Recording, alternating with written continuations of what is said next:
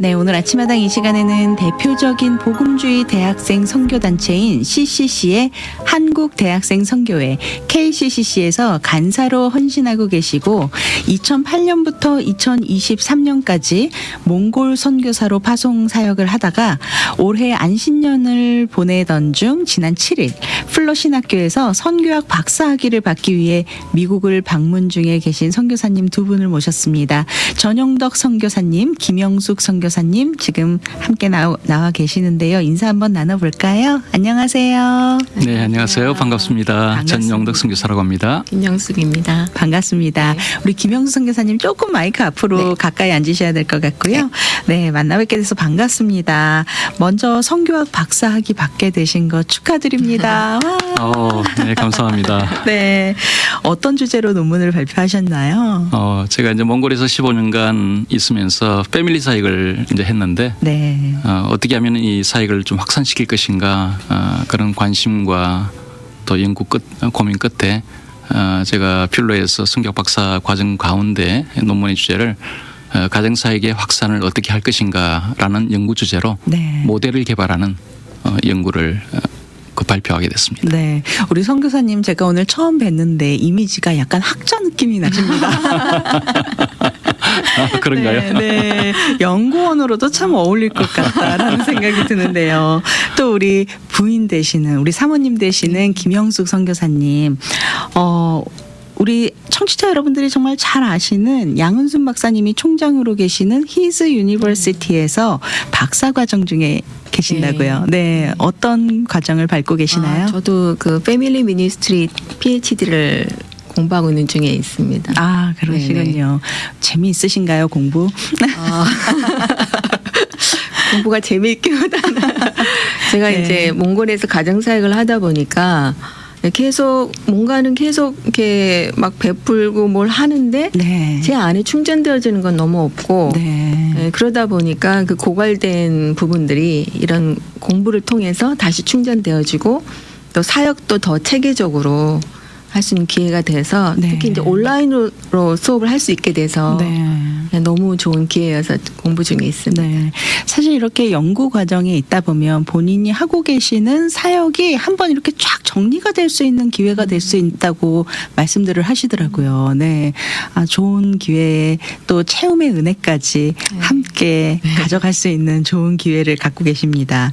네. 우리 KCCC 간사로 또 선교사로 하나님 일 하시기에도 바쁜 가운데 선교를 통해 연구 활동에도 매진하시는 모습이 참 귀감이 됩니다. 네, 정말 열심히 연구하시고 열심히 또 하나님의 복음을 어떻게 또 잘 우리가 효율적으로 전달할 수 있는지에 대한 또 그런 고민도 많이 하시는 것 같아서 참 감사함이 드는 이 시간인데 언제 기회가 되면 이렇게 학위 논문이라고 네, 얘기하죠. 네. 우리가 학위 논문에 대한 이야기도 좀 들어보고 싶네요. 아, 네. 그 방대한 분량을 이 짧은 방대한 시간에 분량. 나눌 수는 없으니까 다음에 기회를 네네. 주시면 좀 풀어보겠습니다. 네. 오늘은 우리 전현덕 선교사님과 김영수 선교사님의 몽골 선교 사역과 그곳에서 일하고 계시는 또 역사하고 계시는 하나님의 은혜를 나누는 시간 가져보길 원하는데요. 두 분은 한국 CCC에서 간사로 섬기고 계시는데 이 시간 통해서 KCCC 사역 소개를 좀 한번 해보면 좋을 것 같습니다. KCCC가 어떤 단체인가요? 네. 1958년에 한국 CCC는 시작이 되어졌고요. 원래 이제 캠퍼스를 중심으로 사역을 시작을 했기 때문에 원래 명칭은 한국대학생 선교회 네. 이렇게 시작을 했습니다. 그러나 이제 오늘날 캠퍼스를 넘어서 민족과 일방으로 사역이 너무나 크게 확대가 되다 보니까 네. 저희가 공식적으로 명칭을 한국 CCC 같은 경우는 한국대학생 선교회라는 이름 명칭을 쓰지 않고 모든 분들이 이미 다 알고 계시는 CCC, 코리아 CCC이기 때문에 네. KCCC 그렇게 통일해서 쓰고 있는데요. 지금은 캠퍼스뿐만 아니라 다양한 커뮤니티 속에서 또 지역교회를 섬기는 일 그리고 미션을 해외 선교지에서 섬기는 많은 일 속에서 약 1,000여 명의 풀타임 스태프들과 자원봉사자들 네. 이분들이 우리 주님의 생명 성취를 섬기고 돕기 위해서 네. 1958년부터 66년째 이 사역을 교회와 함께 하고 있는 한국 최대의 학생 선교 단체입니다. 아, 그렇군요. 굉장히 오래되고 또 그만큼 또 갖고 계신 사역의 어떤 그 깊이가 또 남다를 것 같은데요. 대학생 선교회로 시작을 했다가 지금은 이제 그 사역의 지경이 확장이 돼서 네. 더 이상 대학교 선교회라는 단어로 담기에는 너무 그렇죠. 이름이 한정 네. 국한되어 있다 네, 보니까 그냥 일반적인 명칭으로 KCCC라고 네, 저희가 맞습니다. 부르는데 저도 그러면 오늘은 KCCC라고 네. 네, 명칭을 하도록 하겠습니다. 보통 간사로 섬기시면서 선교지로 파송받는 것이 좀 흔하지는 않지 않습니까? 근데 어떻게 몽골로 선교를 가시게 됐는지 궁금한데요. 사실은 이제 제가 1983년도에 대학 1학년에 들어가서 여름 순회에 참여를 해서 예수 그리스도를 인격적으로 더 깊이 있게 만나는 체험을 하게 됐습니다. 네. 그 당시에 이제 스피커로는 여러분 너무나 잘 아시고 그리워하시는 그 한국 KCC를 세우셨던 김중곤 목사님이셨는데 네. 김중곤 목사님의 세계 비전을 향한 도전의 메시지 앞에 제가 여러분의 기간 동안 내 인생에 언젠가는 한 번쯤은 나의 삶을 세계 선교를 위하여 하나님 앞에 헌신하겠다고 네. 서원 기도를 드린 바가 있습니다. 그래서 대학 졸업한 이후에 KCC 풀타임 간사로 제가 헌신을 했고 한 18년간 국내를 중심으로 캠퍼스를 중심으로 제가 사역을 해왔거든요. 네. 하다 보니까 나이가 벌써 40대 중반으로 갔고 또 저희 자녀들이 둘이 있는데 중학교 1, 2학년이 된 거예요. 네. 그러다 보니까 마음속에는 그 하나님 앞에 서원했던 그 서운 기도가 생각이 나고 네. 언젠가 이것을 내가 갚아야 되겠다는 생각은 있었는데 자꾸 시간을 미루다 보니까 이게 안 되는 거예요. 네. 그래서 하나님 앞에 기도하고 또 아내와 자녀들과 가정 예배를 통해서 이런 부분에 대해서 이야기를 하다가 저희가 국내 사역을 마무리하고 힘들고 어렵고 보이지 않는 길이라 할지라도 주님이 원하시는 그 길이라고 그러면은 우리가 선교지로 나아가자. 그래서 2008년 7월 31일 날 2008년 네. 7월 31일. 네, 아내하고 그다음에 중학교 1, 2학년 티네이저 아이들을 데리고 저희의 일생에 처음으로 몽골 울란바토르 징기스칸 국제공항에 도착을 해서 거기서부터 저희가 선교의 해외 선교의 사역들이 15년간 지난해까지 지속이 되어졌습니다. 아, 그러셨군요. 사실 40이 넘는 나이에 이렇게 삶의 터전을 다른 나라로 그것도 선교지로 옮긴다라는 것이 정말 말처럼 그렇게 쉽지만은 않았을 텐데 그렇죠. 서원 기도 때문에 네, 살던 동네를 사실 옮겨서 이사 가는 것도 쉽지가 않거든요. 이 자녀들을 네. 키우고 있다 보면. 그런데 다른 나라 그것도 선교지로 가셨어요. 우리 김영수 선교사님 좀 네. 어떻게 선뜻 그 결정이 받아들여지셨나요? 네, 쉽지 않았죠. 네. 그리고 물론 이제 선교에 대한 마음은 이제 뭐 동일한 마음을 갖고 있었기 때문에 헌신할 마음은 있었는데 몽골이라는 나라는 정말 어디에 있는지도 몰랐고 어떤 나라인지도 몰랐기 때문에 네. 사실 두려움도 많이 있었고 저는 이제 개인적으로 이제 엄마이니까 네. 중학교 1학년, 2학년 된 가장 예민한 시기에 있는 그렇죠. 아이들을 데리고 새로운 곳으로 가야 된다는 것이 사실 정말 부담이죠. 네, 부담이었고 네. 어려웠는데 그때 이제 지금도 기억나는 건데 저희가 이제 가정 예배를 드리면서 엄마 아빠가 하나님 앞에 이렇게 해서 이제 선교를 가게 됐다. 너네들의 마음은 어떤가? 너네들이 노하면 우리 갈 수 없을 것 같다. 일단 기도해봐라. 네. 한 달의 시간을 줬어요. 네. 그래서 딱 만났는데 저희 아이들이 하는 말이 하나님이 가라고 하셨는데 저희들이 어떻게 안 가냐고. 그 얘기를 하는 거예요. 정말 믿음의 자녀들이네요. 네. 그래서 뭐 자기들은 사실은 가고 싶진 않지만 그래서 가겠다고 했는데 그때 지금 생각해도 아이들이 너무 고마운 거예요. 너무 기특하네요. 네, 그 상황에서. 네. 하나님이 보내시면 네. 가야 된다라는 걸 그 나이에 어떻게 생각할 수가 있어요. 와. 그래서 네. 근데 또 감사하게 이제 그래서 정말 저희가 그 몽골에서 정착해서 살아가는 시간 동안에 뭐 다른 거는 뭐 환경이야 이런 거 이제 적응하면 되는 건데 아이들이 가장 좀 고생을 맞습니다. 많이 했던 것 같아요. 저희야 이제 하나님 앞에 헌신된 마음이 있기 때문에 괜찮은데 아이들이 그 한창 예민 특히 저희 아들 같은 경우에는 정말 예민한 시기에 와서 네. 친구 관계가 다 단절된 상태에 그렇죠. 왔고 언어가 또 잘 안 되고 좀 이런 것들 때문에 네. 좀 사춘기를 너무 이제 힘들게 보냈었어요. 네, 그렇군요. 지금 이제 애들이 30살 이제 29이거든요. 네. 지금에 와서 이제 엄마 그때 내가 그때만 생각하면 새카만 도화제예요. 막 이렇게 얘기를 네, 해요. 네. 그런데 지금은 이제 그런 거를 웃으면서 이야기할 수 있는 하나님의 은혜를 이제 나눌 수 있는 시기가 네. 됐기 때문에 감사하긴 했는데 초기엔 그런 게 굉장히 어려웠고 한 가지 굉장히 재미있는 에피소드는 몽골이라는 나라를 저희가 모르기 때문에 네. 그 많은 선배 선교사님들이 모든 걸 다 가지고 가야 된다. 거기는 아무것도 없다. 그래서 정말 저희들이 20피트 컨테이너에다가 쓰레기통, 휴지까지 다 해가지고 이제 짐을 싼 거예요. 네.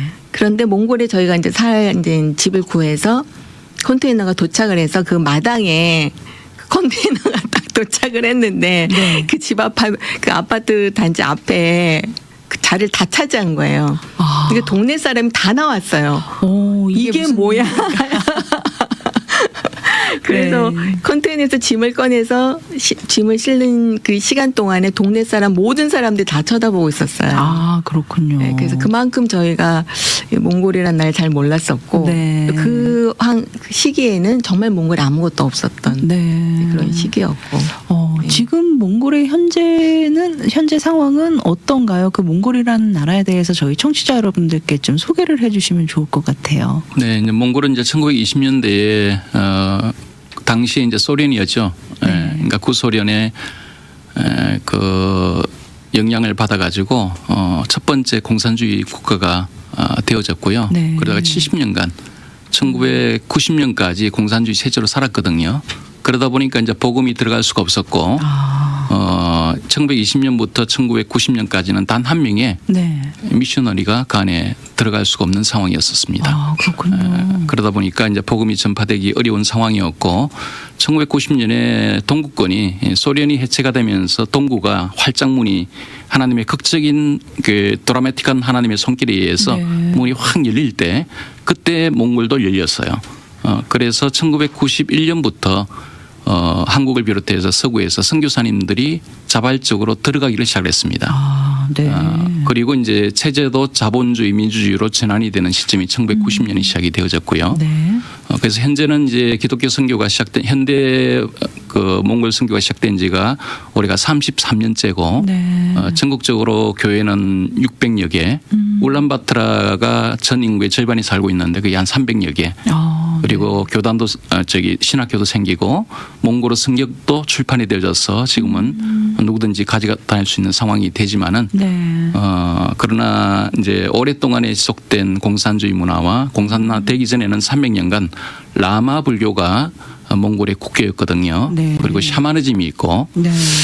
그러다 보니까 여전히 마음은 굉장히 강박하고 또 복음을 전하기가 쉽지가 않습니다. 네. 그러나 선교사님들과 성도들의 노력에 의해서 현재로는 전 국민의 1.4% 인구수로 볼 때는 한 5만 명 정도가 예수 그리스도를 주라고 가는 네. 성도로 살아가고 있지만은 여전히 98% 정도는 난 크리스찬 사회이기 때문에 선교사님들이 또 성도들이 신앙생활을 하고 선교 사역을 해나가는 것이 네. 보이지 않는 압력이 있고 쉽지 않은 네. 장벽을 지금도 경험하고 있습니다. 사실 저도 몽골 하면은 몽골에 대해서는 잘 몰랐던 것 같아요.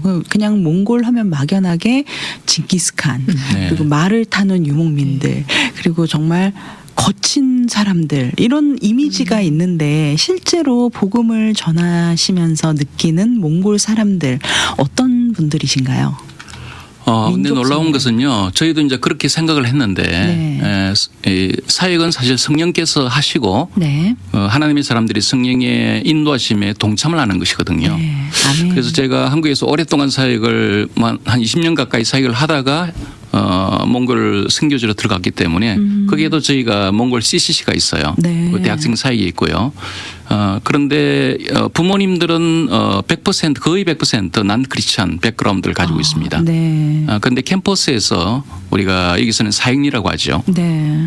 사역리를 가지고 캠퍼스에서 그 학생들 한 명 한 명 랜덤으로 우리가 복음을 전하거든요. 네. 전하는데 한국은 랜덤으로 복음을 전해서 영접하는 비율이 굉장히 낮은 지금 사회로 이미 접어들었습니다. 네. 굉장히 어려워요. 네네. 새로운 창의적인 툴이 필요한 상황인데 몽골은 우리가 문자적으로 또 개인적으로 나눔을 통해서 복음을 전할 때 영접률이 30%가 넘습니다. 네. 그래서 상당히 많은 그 젊은이들이 처음으로 복음을 들었는데 변화되는 영혼들이 너무나 많고 네, 교회가 이렇게 오픈이 됐을 때 초기에는 굉장히 많은 사람들이 교회로 몰려왔습니다. 네. 근데 지금은 이제 현대화되어져 가고 조금씩 세속화되어지는 과정들 가운데 있기 때문에 여전히 쉽지 않은 도전들 가운데 있지만 그럼에도 불구하고 성령께서 초기 선교제에서 강하게 역사하시는 그 역사의 현장들, 네. 변화의 경험들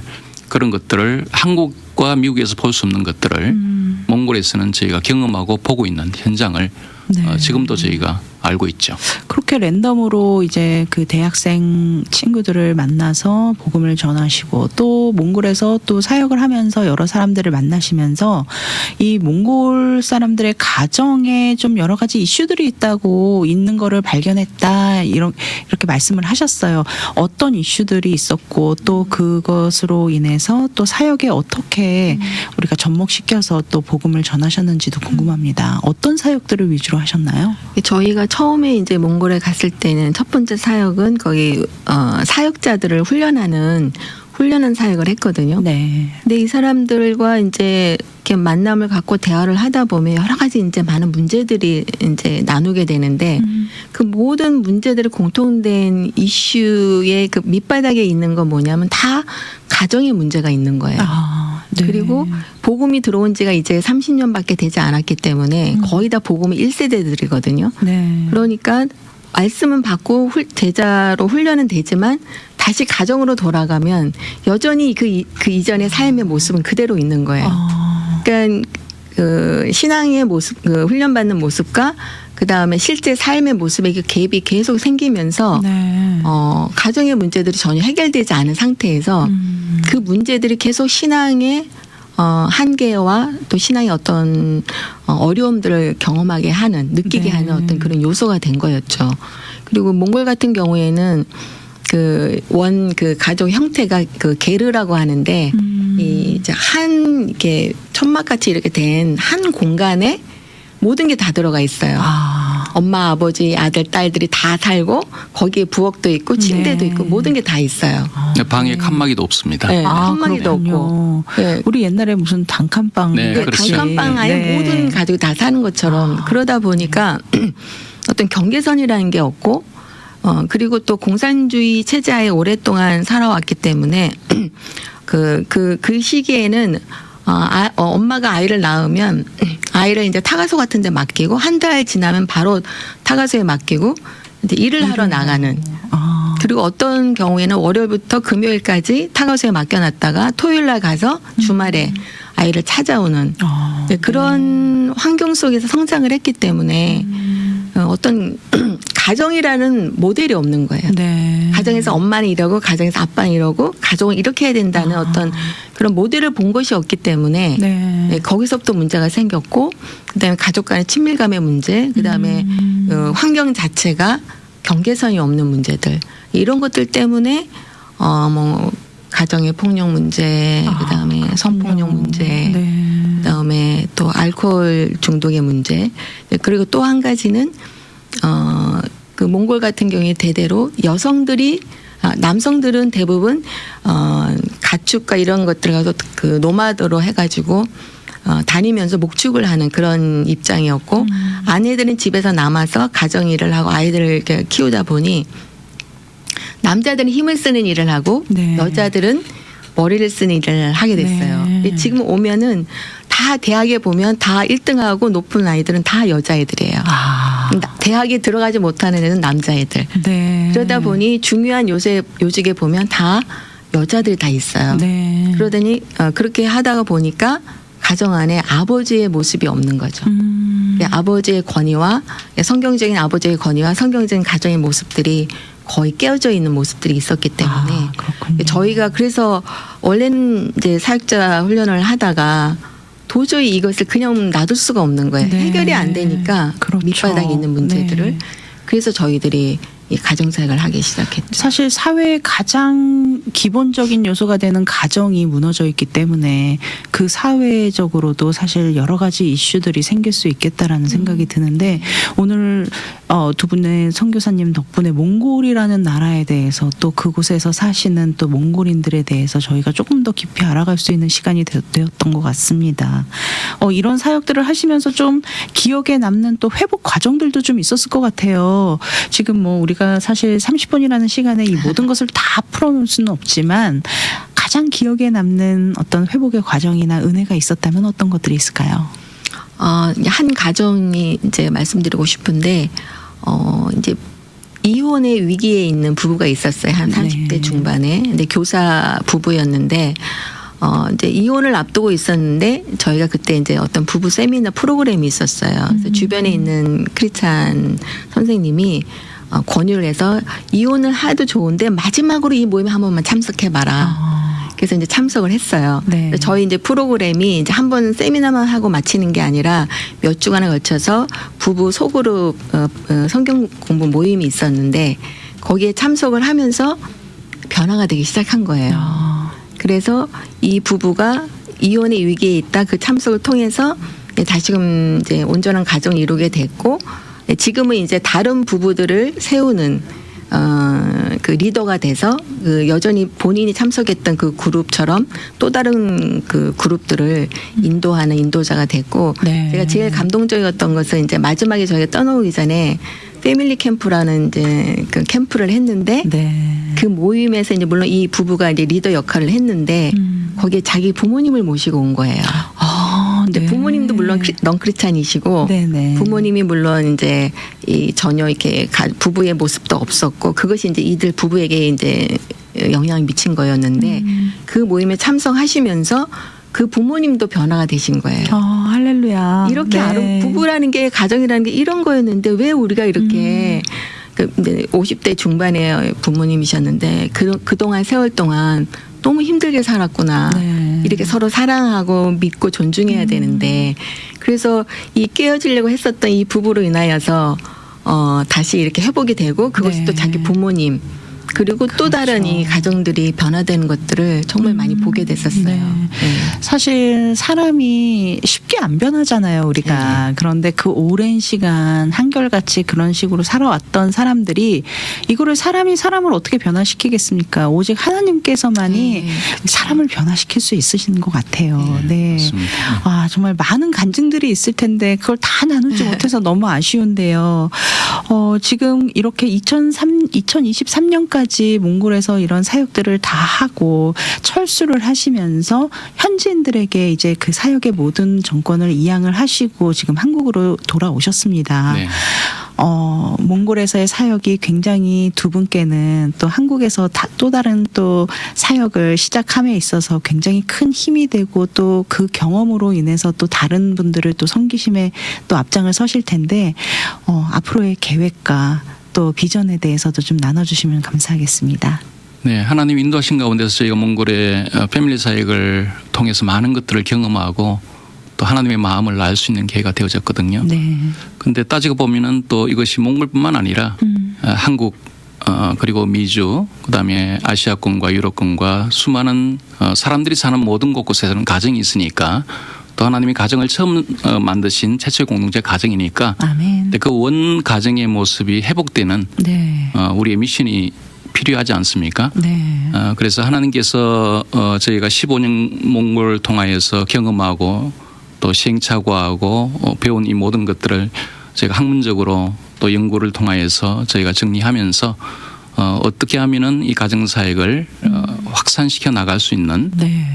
현지인 지도자 훈련 모델을 만들 것인가라고 해서 제가 연구를 해서 논문을 이제 발표하게 됐는데 앞으로 저희 계획은 이제 현지인 사역, 몽골에서의 이 패밀리 사역들은 현지인이 충분히 할 수 있도록 저희가 다 준비를 시켰고 네. 그래서 나오게 됐거든요. 네네. 그래서 선교사의 최종 목표는 현지인이 선교사 하던 사역을 이어받아서 더 잘 그들의 언어와 문화를 통해서 네. 더 효과적인 사역을 해 나갈 수 있도록 되어졌다고 판단할 때 우리가 빠져나오는 것이 네. 선교사의 마지막 역할이기 때문에 아, 그렇군요. 저는 그 역할을 하나님 앞에서 할 만큼 이제 했기 때문에 네. 지금 한국으로 돌아와서 이제 안식년 중에 있는데 안식년 1년이 지난 다음에 올해 연말이 지나고 2025년부터는 네. 저희가 하나님 앞에 받은 그 비전과 사명은 한국에 와서 보니까 200만 이상의 해외에서 전 세계 100여 개국 이상의 나라에서 네. 한국을 자발적으로 찾아온 네. 노동자 그리고 유학생들 그리고 이주민들 이런 분들이 200만 명 이상이 지금 들어와 있고요. 네. 앞으로 더 많은 사람들이 들어오게 되어져 있습니다. 네. 그래서 가는 선교에서 이제 오는 선교로 패러다임의 전환들이 한국에서 이미 일어나고 있는데 네. 그래서 거기에 또 그 가운데서 한국에는 이미 6만여 명의 몽골 사람들이 들어와서 생활하고 있습니다. 네. 지금도 저희가 안식년 중에 있지만은 몽골 커뮤니티 안에서 가정사역을 이미 시작을 하고 있고요. 네. 그리고 하나님 허락하시면은 아시아 지역 속에 또 미주 쪽에 가정사역이 필요한 국내 교회와 한국 교회와 또 이주민들과 그다음에 타문화 선교지에서 저희가 경험했던 이 가정사역의 노하우를 함께 나누고 네. 회복이 필요한 하나님이 그토록 기뻐하시고 소중히 여기시는 원 가정의 모습이 회복되어지는 일에 저희가 기여하는 삶을 일평생 하나님 앞에 살고 싶은 마음으로 기도하고 있습니다. 아멘. 오늘 귀한 나눔해주신 전용덕 선교사님, 김영숙 선교사님 함께 해주셔서 감사합니다. 감사합니다. 네, 감사합니다.